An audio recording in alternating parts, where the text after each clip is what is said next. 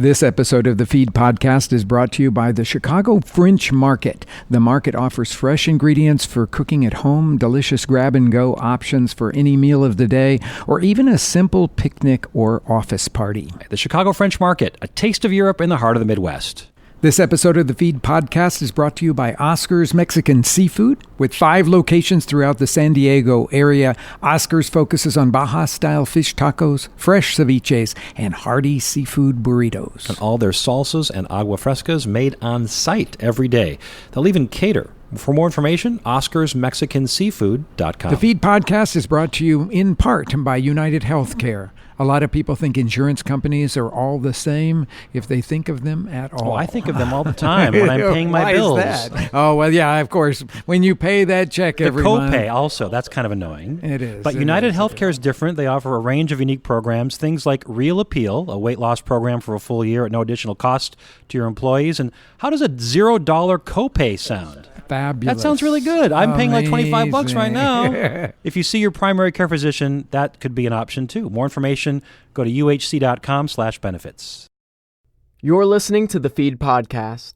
Get the inside scoop by following us on Twitter at The Feed Podcast. This is kind of interesting. As you know, I'm from Minnesota. Yes. And as I was doing research for today's show, I looked at 2 of my favorite apples, Honeycrisp and Sweet Tango. And the University of Minnesota created those apples. Well, you should be proud. I'm very proud of it. But now, again, I'm thinking but they're kind of like modified, created like Frankenstein. They're very, right? very, well, it's so not should that I feel bad, guilty but they're about that? created. It's so interesting because I love Honeycrisp. But when you think about the flavors of all the heirloom apples, they're more nuanced than the Honeycrisp. But man, the texture, the acid, the sweet balance. Thin skin. Yeah. And the crispness. I love the texture. Yeah. But it's okay. You're saying I have no guilt if I like those because, I don't know. No, they're just one of those hybrid kind of varieties there. I know that Minnesota's made a lot of money on that tree. Yeah. And now the Tango one. And it takes a long time for those to develop too. It's not just overnight. They say 7 years after you plant them before you're going to get a crop out of them. But I will say that those 2 have really taken the world by storm because they're good commercial apples and we all love them. And as you said, they have a thin skin, which is kind of cool. But man, I just was at the farmer's market and I was tasting through all these different apples and it really came back to me why they're special. They've got such nuanced flavors. You get the sweet ones and the tart ones. You get the soft ones and the really crisp ones. And then you can't even describe all the flavors that you're getting in each one of them. Hundreds of varieties of them. Just here in Chicago in the farmers market. There's Mutsu, right? Yeah, kind of that's one. Makun. Yeah, I like that Cox one. Pippin. See, I'm really into that. There's Cox Orange Pippin. Cox Orange Pippin. And I used it the other day in addition, was just blown away at the complexity that it brought to it. Now, it wasn't quite as crisp as that Honeycrisp is, but it had so many flavors. It reminded me of when I was much younger and I started tasting apples for the first time.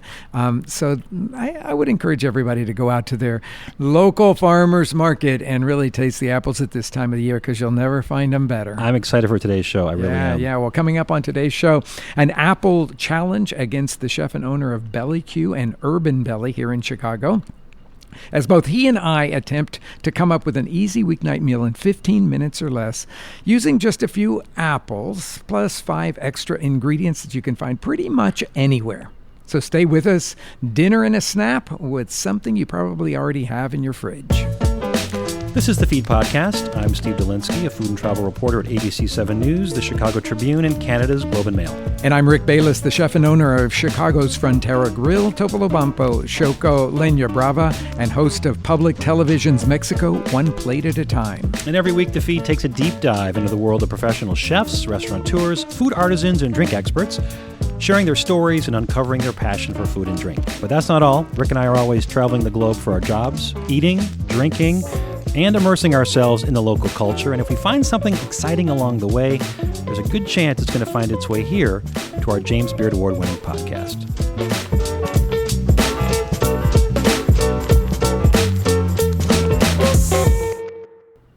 Well, forget about Golden Delicious and Granny Smith. Have you had a Honeycrisp, Pink Lady, Fuji, Mutsu, or Makun apple lately?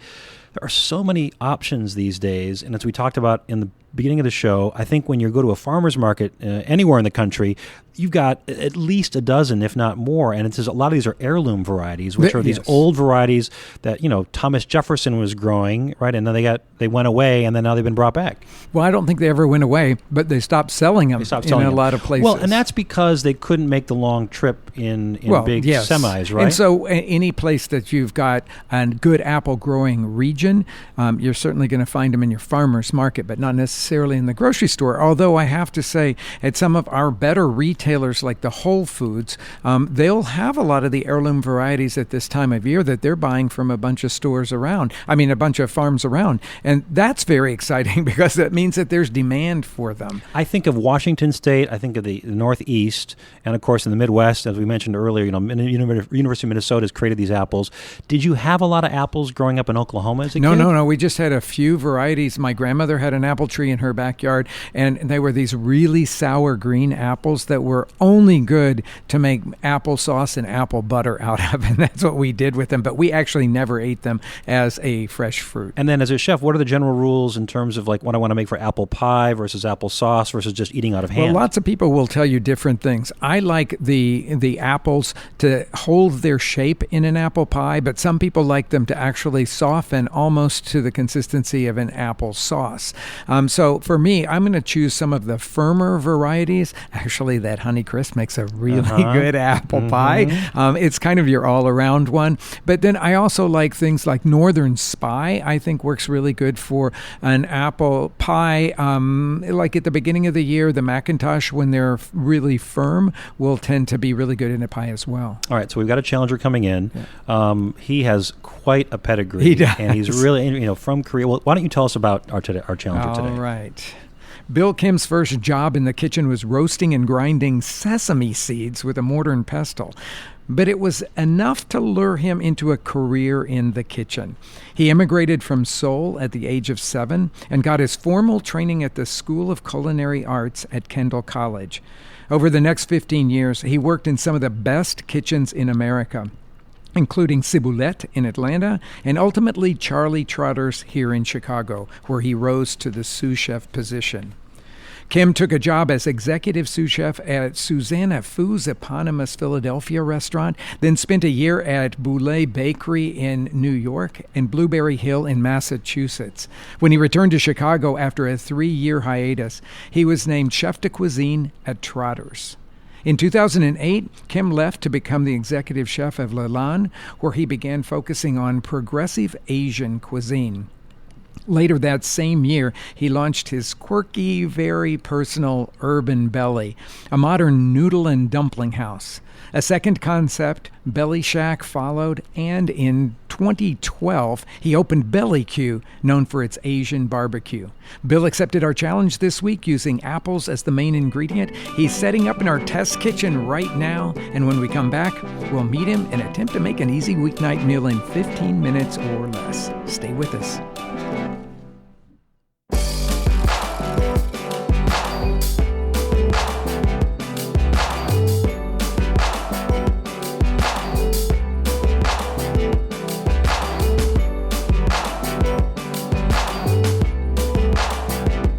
Arrive at the meal late? Check out previous episodes, get recipes from ingredient challenges, and see behind-the-scenes pictures at thefeedpodcast.com. Commuters have known this for some time, but over in the West Loop at the Ogilvy Transportation Center, there are more than 30 specialty vendors just waiting to feed you inside the Chicago French Market. The market offers fresh ingredients for cooking at home, delicious grab-and-go options for any meal of the day, or even a simple picnic or office party. Our name is Beijing International Tea. Bubble tea is like a tapioca pearl. This is called a classic bubble tea. It's a black tea with milk. I absolutely highly recommend for those classic bubble tea. It's a bubble tea is black tea with milk. Bubble green tea is jasmine green tea with milk. So those are classic bubble tea. You want to try? Have you seen the lines, by the way, over at the Aloha Poke over there? And there's like the Aloha Poke, there's a line, and then there's Fumare Meats, and then there's, well, as you just heard the vendor, I mean, there's so much going on right now in that market. There's quite a lot to eat. That's very exciting. I got to go over there and have some poke. They've got 2 entrances, 131 North Clinton and 118 North Canal. And how about this? Covered parking is free for an hour, with a $20 purchase. Wow, that's great. They're open Monday to Saturday. You can also grab a bite and surf the internet since Wi-Fi is free. The Chicago French Market, a taste of Europe in the heart of the Midwest. What are fish tacos? Like, how would you describe a fish taco? My favorite fish tacos are inspired by the fish tacos in Baja. Usually there, the fish is dipped in a tempura-like batter and fried, and then they got all these delicious toppings that go on them. It's Crema, there's cabbage. Crema, cabbage, hot sauce. Avocado? There can be avocado. Some people put them, some people don't. But I have to say, it's this stuff that dreams are made out of. They are. I've done that trip. Yes. The next best thing in the U.S. is in San Diego. It's called Oscar's Mexican Seafood. They started out as a food truck in Tijuana, became a tiny shack in Pacific Beach just north of San Diego. Now they've got 5 locations in and around the city, including the latest in Encinitas. Everything's fresh, never frozen, and they make their salsas and agua frescas fresh on site each day. More information, visit oscarsmexicanseafood.com. How crazy is it to think you can actually have your insurance company pay you to walk? What? Yes, they're going to pay you to walk. United Healthcare isn't crazy. They just want you to be healthy. One of their new programs is called United Healthcare Motion, where members can earn more than $1,000 a year toward their health reimbursement account or health savings account just for walking. I didn't even know I had a health savings account or a reimbursement account, but that would be a good thing. How do $0 copays sound? Absolutely fabulous. That would be nice. That's a nice advancement in society. Or pharmacy experience that offers more flexibility and less disruption. Well, if your company works with United Healthcare, ask your friendly HR person about their programs, and if not, go tell them to switch today. I'm going to tell mine. Call 877-233-2059 or go to uhc.com/benefits to get more information. United Healthcare, a proud supporter of the Illinois Restaurant Association and committed to your good health. Arrive at the meal late? Check out previous episodes, get recipes from ingredient challenges, and see behind-the-scenes pictures at thefeedpodcast.com. Welcome back to the show, everybody. We're up in the Frontera Test Kitchen with our guest today, Bill Kim, all the way from Urban Belly in Belly Q. Welcome, sir. All the way. Thank you. So nice to have you here. Thanks for coming. So apples. Are you a fan of apples? I am. I actually grew up in an apple orchard my grandmother had in Korea. Long, when I was 6 years old. The perfect guest to have for this segment. Okay. I didn't know that. But I actually played around, actually threw apples at apple trees to make them come down. And we had pigs, so I got to play with the pigs and the apples. And the apples at one day. What were the apples like? Were they real tart or sweet? Or? It was very, very large. Uh-huh. It's almost like Fuji apples. Okay. And my grandmother would yell at me when I threw the apples at the other apples to come down. Yes. And today there are so many varieties. There's heirloom apples and all kinds of stuff that's been created by University of Minnesota. So what do you do when you think of creating a recipe with an apple today? I try to keep it very simple. Use it raw, pickled, or even cooked ever so slightly. Okay, I want to ask you what type it is once we start cooking. Rick's going to explain how things work today. Okay, so you got 5 ingredients plus the apples, of course. We don't count things like salt and oil because that should be in everybody's pantry. And we sort of set a timer for 15 minutes because the idea for this is that we're going to let our listeners know what we can make in 15 minutes, and usually we make it. So welcome to the Test Kitchen Challenge. Well, thank you. Okay, Matt's going to set his watch on 15 minutes. Our editor, Matt, go ahead. And time begins now. Okay, I'm going to ask you first, what are you going to make, Bill? Oh, I'm going to put quinoa first because quinoa takes 15 minutes. Okay, so that's going into with some water. And I actually measured it and ready to go. You have 3/4 water in there. Pan's already hot. Then I have quinoa. And what is your plan? Your overall plan? My overall plan is to make a little salad with the quinoa. Then we're going to marinate the pork tenderloin with a little apple. My secret weapon, that could be somebody else's next to me. The can of Chipotle's in adobo. Yes, nice. yes. I am so thrilled you brought those because Steve is always hassling me about using them, but they're a great ingredient when you're trying to cook quickly and you want to get a lot of flavor in something. Okay, so what's Rick's plan? Okay, I'm making soup. Okay, it's kind of crazy, but I'm making soup, and it's going to be a butternut, ancho, and apple soup. Sounds really, really hard for 15 minutes, but I've got some ideas of how I'm going to do it. First thing I did was get some stock going over there. It's just using some store-bought stock, chicken broth, and I put it to heat up because I want it to boil. And I'm browning some butter now in a large skillet. It's smelling kind of nutty in here because of that. Because of that, and then slicing a white onion, and I'm going to brown that white onion in the browned butter, and that will be part of my flavoring for this soup. So what are your 5 ingredients? Onions? Okay, let's see. I've got butternut squash, and I've got onions, and I've got ancho chilies, some cream, some thick cream, Mexican-style thick cream, and the stock. Okay, and Bill, what are your 5 ingredients? I have my secret weapon, chipotle adobo. I brought a little fish sauce from the market. Then we have quinoa, we have pork tenderloin, and cilantro, Fantastic. and oregano. Okay, so you're putting some things into a little Cuisinart now. What are you putting in there? I have right now chipotle adobo. We have the fish sauce, oregano, oil, salt, and I'm just gonna blend that. So we're making a marinade, but the thing that I love doing the most at home is making it very versatile. So I could take this marinade, then I'm gonna add some cilantro to it to make a sauce also. So Rich did a very important thing over here with the butternut squash. You cut it in half, took the large bulb away, and with the sort of tall, sort of evenly, what do you call that, the top of the butternut? It's just that one section of the butternut that is solid meat of the butternut, and then I peeled it. I stood it up and peeled it. I'm only doing that because I'm working so fast here, and I really need to shred this butternut and get it cooking. Hey, Bill is now pouring that marinade over some pork tenderloin that you've cut up into like 1-inch pieces. So they marinate quicker, and it's a lot easier to cook. So I like to just generally be relaxed and just take this, and it takes about like 3 minutes to cook. You say be relaxed, and yet you worked at Charlie Trotter's for you had a couple of stints there. That must have taught you how to be relaxed. That's my past life, so I'm trying to make myself relax more. But yes, I think I worked there 5 years total. I like to say 2 tours of duty there. And obviously everybody learns so many things from working in a kitchen like that. What do you still take with you today that you learned from working at Trotter's?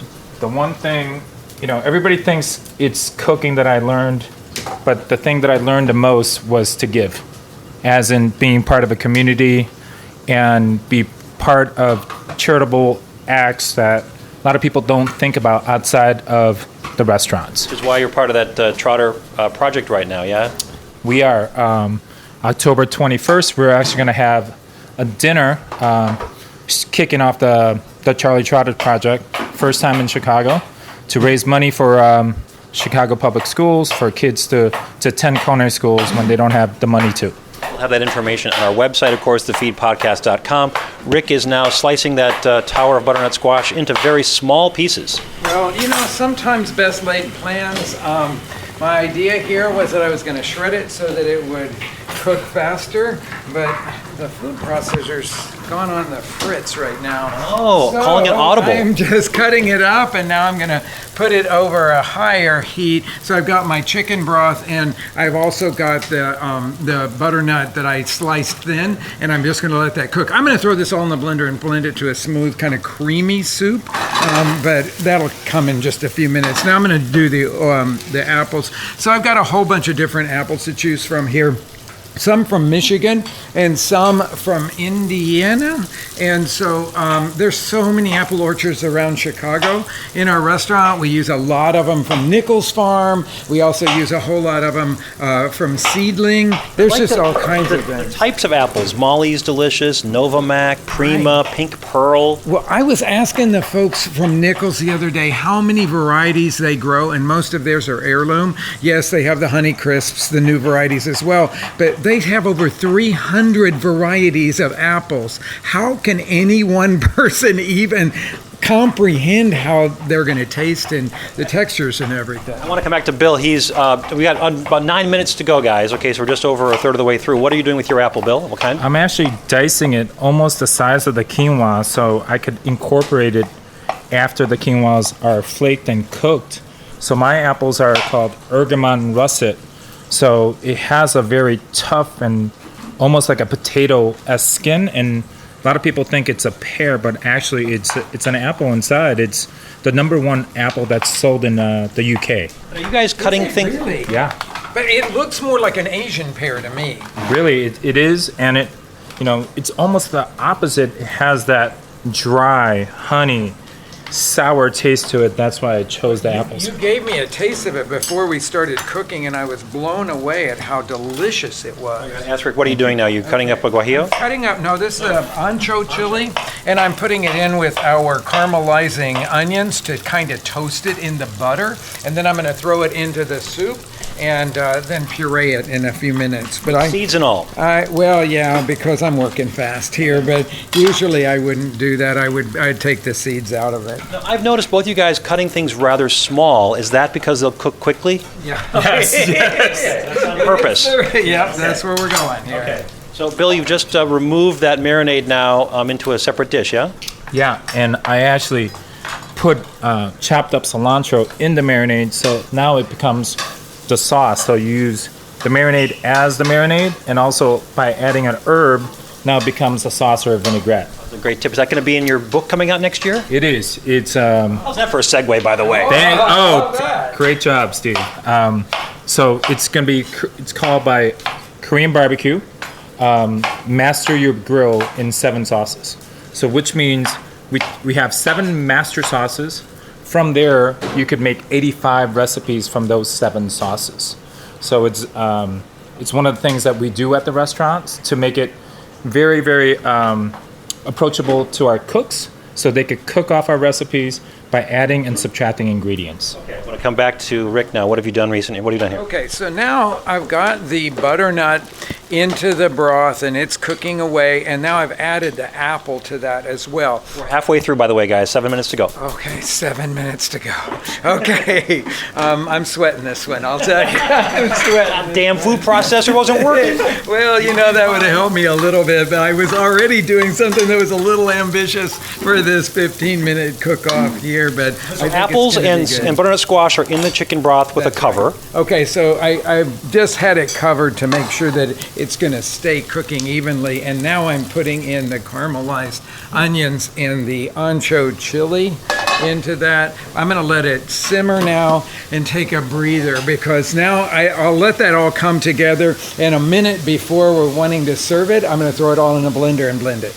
Now, do you have to have like a serious Vitamix or something No, to do that? no, not something like this, because everything in this this soup is all soft. Okay, so you're going to take a nap, and then I'm we're going to gonna come back to take a Bill nap. over here, Right. and he's cutting up his, what was it called again? An egret? Or Yeah, ergamot. Ergamot. Yes. And that's going into a skillet now with the pork tenderloin that was already marinated. Exactly. Then I'm also gonna put sliced apples in there and let that cook. And this apple actually holds up when you cook it, so I'm gonna cook it about 2 or 3 minutes. And I'm gonna take that off, and that adds a little bit of a tartness and also a little sweetness to the pork. Then I have this sauce that I made with the same marinade with cilantro. So we're gonna put all that stuff together. The one thing I'm worried about is the quinoa. Is it gonna be ready in about 13 minutes? Then I'll let it rest for another minute. Hopefully they'll all come together. So it sounds like the last minute is going to be furious for you guys. Yes. We've got 5 to go, just about 5 to go. So we're 2/3 of the way through. Yeah, 5 minutes to go at this point. And the nice thing about your tenderloin, it's sliced fairly thin. It's only about 1.5 inches, 2 inches across, so it cooks pretty quickly. Yeah, and that's how we cook at home. And my wife likes to say, I cook, she cleans, and it's a perfect partnership. And I really don't like to cook at home, but tonight we're actually probably going to cook the same thing tonight. So. And just to remind folks, you've got Belly Q in the West Loop, and then in the front of it is Urban Belly. But then there's a second Urban Belly now in Wicker Park. Yes. It's been a year since the Wicker Park location now. Took over the old Penny's Noodle Shop over there. Yes. And, it's been, 9 years? And I think you were our 3rd customer at the original location there, Steve. Really? At the one in Avondale? Yes. That's hilarious. I really like Korean food. What can I say? I like dumplings. I like noodles. How do you describe the difference between those two? Urban Belly and Belly Q? Yeah. So we like to say Our new tagline is booze, dumplings, and bowls at Urban Belly. So puts it in three Booze, just dumplings, and bowls. Yeah. Belly Q. Belly Q, we like to say barbecue, Asian, and smoked. I'm going to say carby, kimchi, and kim. We could do that too. All right. Maybe our next restaurant. Okay, you're sauteing away. Rick, now what are you doing? Yeah, how much time do we have? I got About 4. 3.5. Holy cow. 3.5. The Apple Watch just went into turbo An drive. apple to use as a garnish on this. I thought I was going to have a lot of time to do it, but now I'm going to have to move into high gear and start moving my soup toward the blender jar. Really boiling away under there in that cover. Yeah, thank God. Okay. And you're cutting this pretty fine, dicing this Yeah, I just apple. want it to be a nice little garnish on the top of it. No skin. No, I took the skin off of it because a lot of these heirloom apples have really tough skin.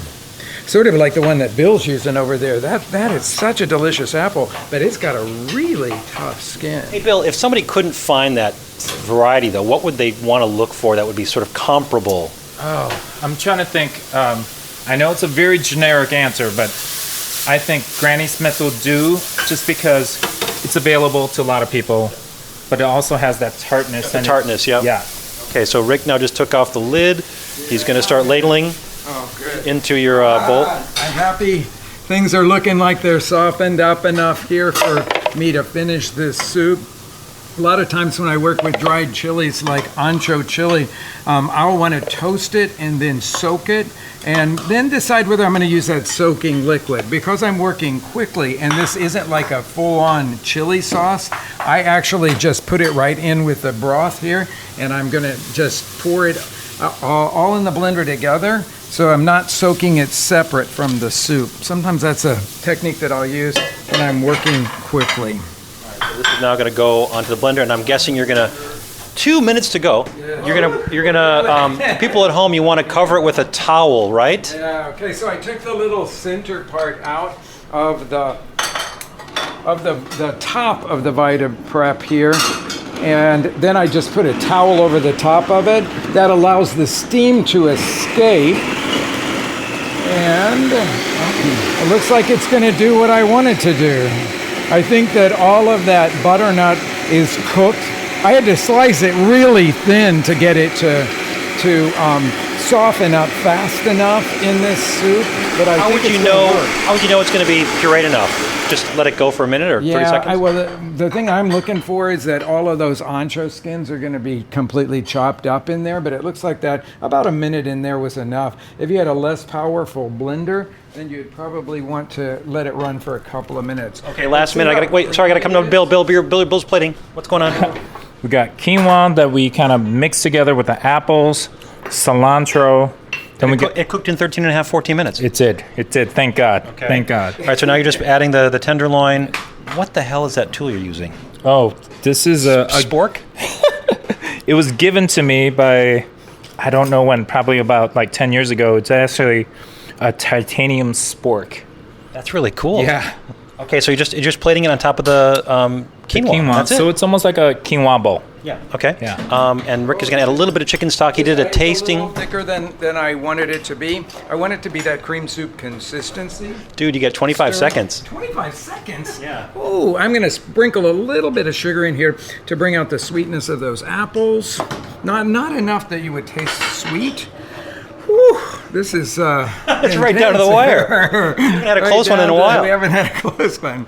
Okay, so I do think, though, that what we've got here... Okay, time is up, but you're going to just add a garnish or no? Let me garnish it. Okay. It's your house. We can let you get it. Bill, is it okay? Give him a 10-second leeway. Oh, Crema on top, and then just the chopped apples that you did. apple. And if I had a sixth ingredient, it would be those leaves of cilantro that are right next to me. We can add them. What the hell? We'll add a couple leaves. Thank you so much. The key was that you cut up that apple, the apple garnish while you were covering the broth with all the ingredients that was cooking. That's right. Okay, and time is up. Fantastic. We're going to take some pictures. Obviously, you want to go to Instagram and Twitter. The Feed podcast is for both of those. And then we're going to have lots of pictures on our website, but we're going to take a quick break. When we come back, we're going to taste what Bill and Rick have made. Then we're going to wrap things up, and then a little bit later, preview some scenes from next week's show. So stay with us.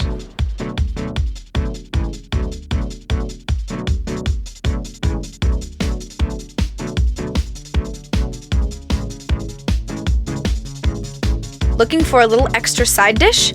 Let us know on Facebook, Twitter, or Instagram at The Feed Podcast. Commuters have known this for some time, but over in the West Loop at the Ogilvy Transportation Center, there are more than 30 specialty vendors just waiting to feed you inside the Chicago French Market. The market offers fresh ingredients for cooking at home, delicious grab-and-go options for any meal of the day, or even a simple picnic or office party. So my name's Kyle. I work with Aloha Poke at the French Market. We have fresh tuna and salmon diced to perfection in a poke bowl with your choice of ingredients on top. Have you seen the lines, by the way, over at the Aloha Poke over there? And there's like the Aloha Poke, there's a line, and then there's Fumare Meats, and then there's, well, as you just heard the vendor, I mean, there's so much going on right now in that market. There's quite a lot to eat. That's very exciting. I got to go over there and have some poke. They've got two entrances, 131 North Clinton and 118 North Canal. And how about this? Covered parking is free for an hour with a $20 purchase. Wow, that's great. They're open Monday to Saturday. You can also grab a bite and surf the internet since Wi-Fi is free. The Chicago French Market, a taste of Europe in the heart of the Midwest. Hey, Rick, I got a question. Like, how would you describe a fish taco? My favorite fish tacos are inspired by the fish tacos in Baja. Usually there, the fish is dipped in a like tempura-like batter and fried, and then they got all these delicious toppings that go on them. It's Crema, there's cabbage. Crema, cabbage, hot sauce. Avocado? They can be avocado. Some people put them, some people don't. But I have to say, it's this stuff that dreams are made out of. They are. I've done that trip. Yes. And the next best thing in the U.S. is in San Diego. It's called Oscar's Mexican Seafood. They started out as a food truck in Tijuana, became a tiny shack in Pacific Beach just north of San Diego. Now they've got 5 locations in and around the city, including the latest in Encinitas. Everything's fresh, never frozen, and they make their salsas and agua frescas fresh on site each day. More information, visit oscarsmexicanseafood.com.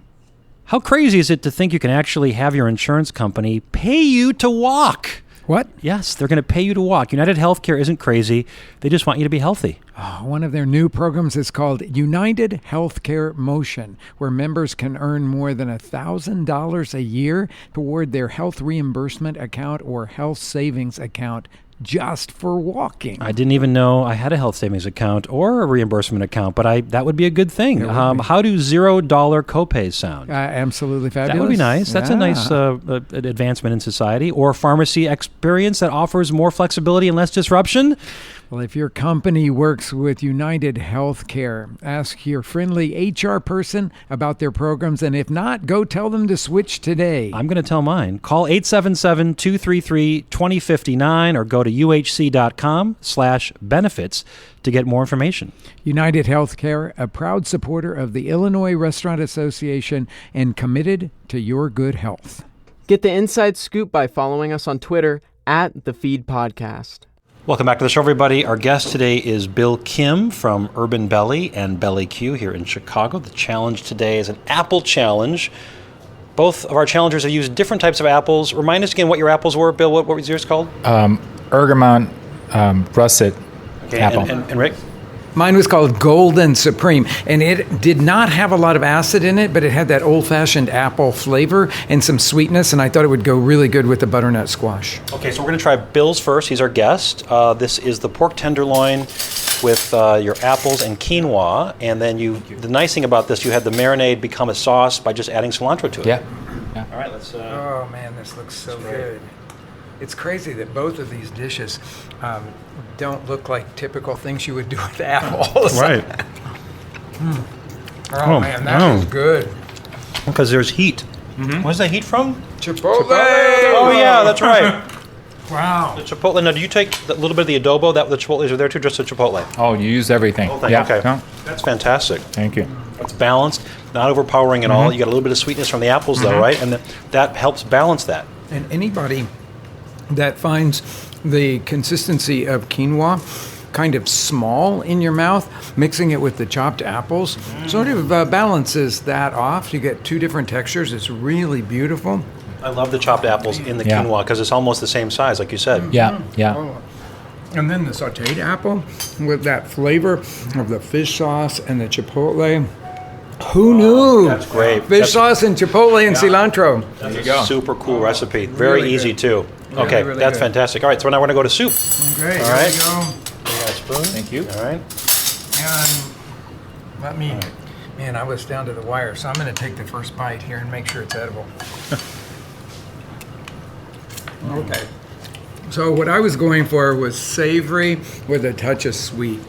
And I think you get it. You get the ancho in there.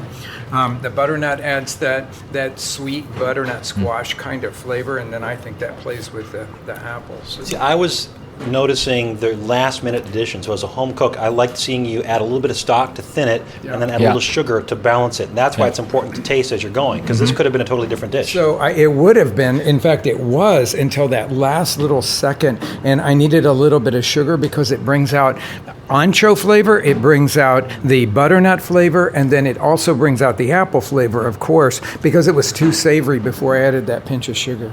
There is a beautiful roasty toastiness Yeah, to this. it's smoky.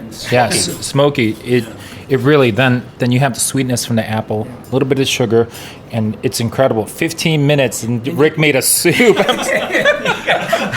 And you folks at home, you can do this as long as you're willing to break your neck to get to the dinner. 15-20. Don't give us a hard time, listeners. 15-20. 15-20. Okay. I'll commit. But folks at home, really try this thing, but allow yourself about 25 minutes to make it. It's really, really good. Okay, so before we let you go, just remind us again. We said Belly Q and Urban Belly, obviously in Chicago. You've got the book coming out in the spring. It's April 17th it's coming out, and I'm so excited. And it's one of those books, hopefully, that people want to have pages torn because they're using it so much. But the basis of the book is accessibility and be able to kind of demystify Asian food. That, as a child, I was looking for these recipes, but they never existed. So it's a different way to cook barbecue. Instead of being low and slow, it's quick and easy.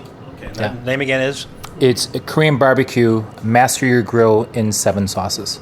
Bill Kim? I can't wait till that comes out because I'm going to use that. I can tell you after tasting this today, I'm going to be the first one in line to get one. Yeah. Bill Kim, thanks so much. Thank you. Thanks so much for playing our game this afternoon. Coming up next week, we introduce you to some other food podcasts worth sampling. Just this week, we sent out a reporter to Houston to tell a story of the hurricane, its impact, and recovery through the world of food. We'll meet the hosts and producers behind a few of our favorite food podcasts, a few other options for you after you've listened to The Feed, of course. That's next week on the show. Remember, you can always contact us on Facebook, Instagram, or Twitter at The Feed Podcast, or check out our ingredient challenges. Get recipes and other information about previous shows by simply visiting our website, thefeedpodcast.com. And don't forget to subscribe and rate our show on iTunes. Be sure to follow me at Rick_Bayless. And I'm at Steve Dolinsky. Also, we've got a new Facebook group, so check that out for The Feed Podcast. And then if you're downloading us, not only on iTunes, but the Apple Podcast, what you want to look for. We're there. We're on iHeartRadio. We're on YouTube. Man, we're everywhere these days. More information about both Bill and Rick's recipes using apples on our website as well. Linnea Dominic's our intern. Max Dolinsky supervised today's music. Bureaucratic wrote and performed our theme song. And The Feed Podcast is edited by Matt Cunningham at Truthful Enthusiasm. Whether you're an individual or institution, get your story online with truthfulenthusiasm.com. Thanks for listening, everybody.